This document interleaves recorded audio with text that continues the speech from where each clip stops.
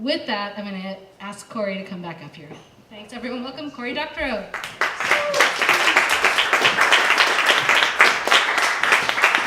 going to actually use the podium, so I'm going to do some stage business here. Thank you very much. It's really nice to be back at Volumes. I don't know if you folks appreciate just how awesome it is to live in a city with fantastic independent bookstores. It's my second time appearing here. Oh my God, is this a great bookstore. I speak as someone who goes to a lot of bookstores, used to work in bookstores. It's a really good bookstore. You should all count yourself lucky to live in a city with a bookstore like this. I'm not just saying that because they sell my books. I like this store. So I'm going to read to you a little from chapter 2 of my most recent novel, which is called Walk Away. I call it an optimistic disaster story. Chapter 2, it's called You All Meet in a Tavern. Sundays at the Belton Bracers were the busiest, and there was always competition for the best jobs. The first person through the door hit the lights and checked the infographics. These were easy enough to read that anyone could make sense of them, even a noob. But Limpopo was no noob. She had more commits into the Belton Bracers firmware than anyone, an order of magnitude lead over the rest. It was technically in poor taste for her to count her commits, let alone keep a tally. In a gift economy, you gave without keeping score because keeping score implied an expectation of reward.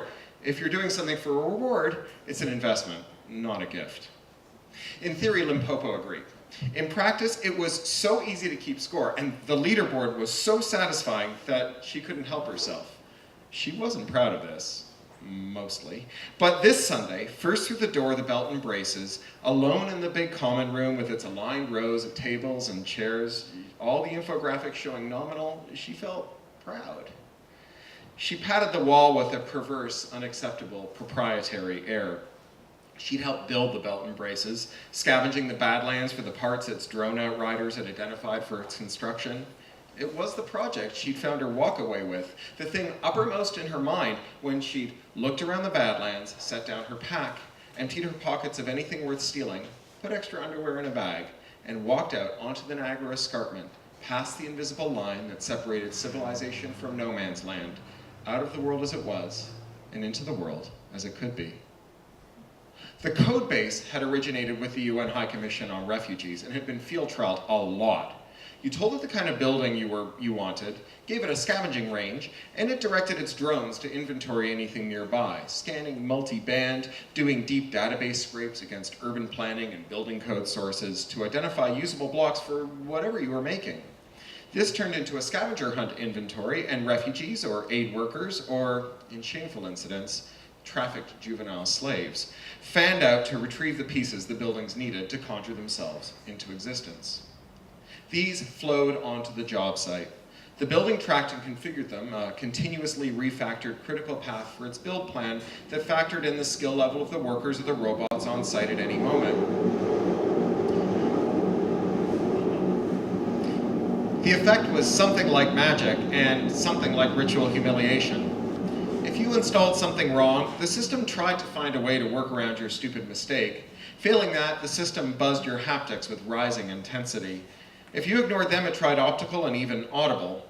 If you ignored them, if you squelched that, it started telling the other humans that something was amiss and instructed them to come and fix it. There'd been a lot of A-B splitting of this. It was there in the code base and the unit test for anyone to see. And the most successful strategy the buildings have found for correcting humans was to pretend that they didn't exist. So, if you planted a piece of structural steel in a way that the buildings really couldn't work with and ignored the rising chorus of warnings, someone else would be told that there was a piece of misaligned material and tasked to it with high urgency.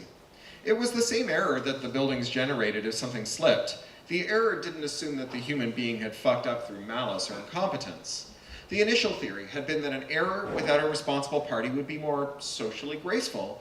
People doubled down on their mistakes, especially when you embarrass them in front of their peers. The name and shame alternate versions had shown that hot-cheeked, fierce denial was the biggest impediment to standing up a building.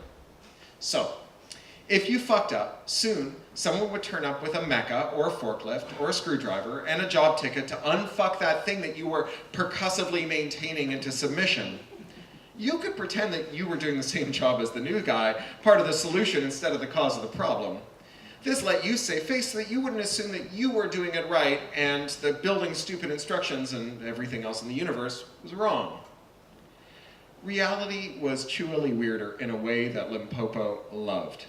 It turned out that if you were dispatched to defoobar something and found someone who was obviously the source of the infoobarage, you could completely tell that that structural steel wasn't 3 degrees off true because of slippage. It was 3 degrees off true because some dipshit flubbed it. What's more, Senor Dipshit knew that you knew that he was at fault. But the fact that the ticket read, urgent, read true structural member, minus 3 degrees, 120 degrees north-northeast, and not, urgent, read true structural member, minus 3 degrees, 120 degrees north-northeast because some dipshit can't follow instructions, let you both do this mannered kabuki in which you operated in the third-person passive voice. The beam has become off true, not you fucked up the beam. That pretense. The researchers called it networked social disattention, but everyone else called it the how did that get there effect. Marked a vital shift in the UNHCR's distributed shelter initiative. Prior to that, it had all been gamified to fuckery, with leaderboards for the most correct installs and the best looters. Test builds were marred by angry confrontations and fistfights. Even this could be a virtue, since every building would fissure into 2 or 3 subgroups, each putting up their own buildings. It was 3 for the price of 1.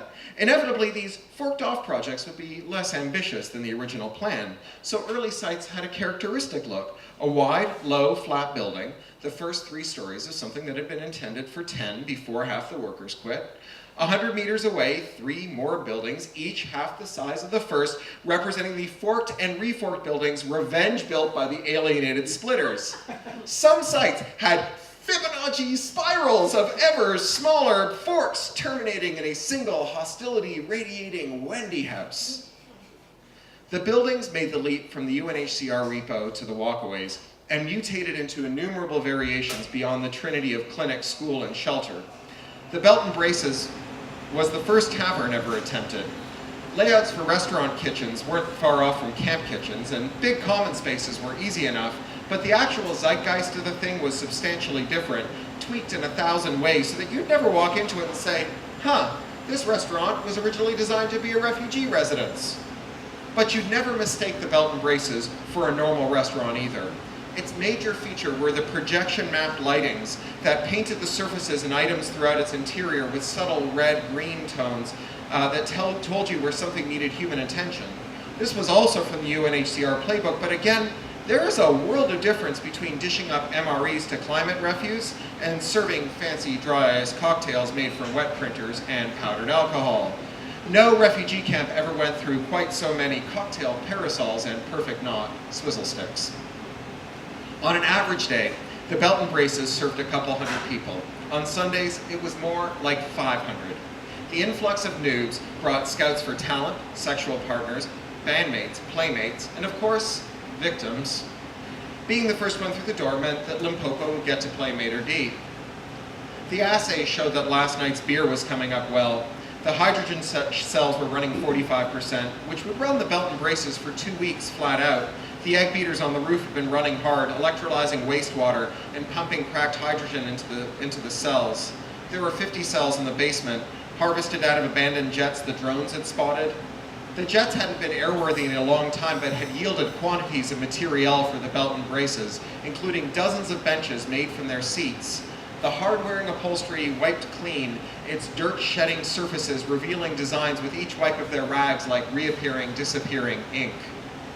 But the hydrogen cells had been the biggest find of all.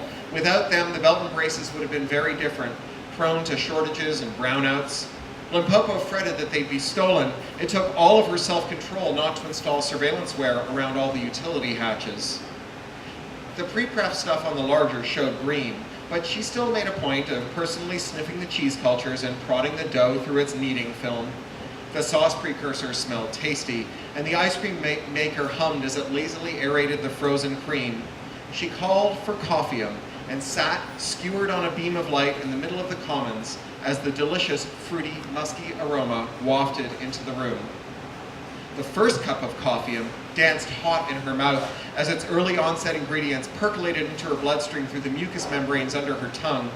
Her fingertips and scalp tingled, and she closed her eyes to enjoy the effects the second wave substances brought on as her gut started to work.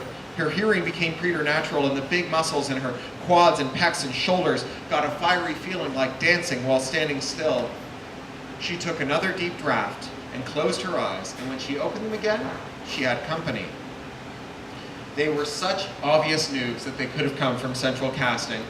Worse, they were schleppers, their heavy outsized packs, many pocketed trekking coats, and cargo pants stuffed to bulging. They looked overinflated.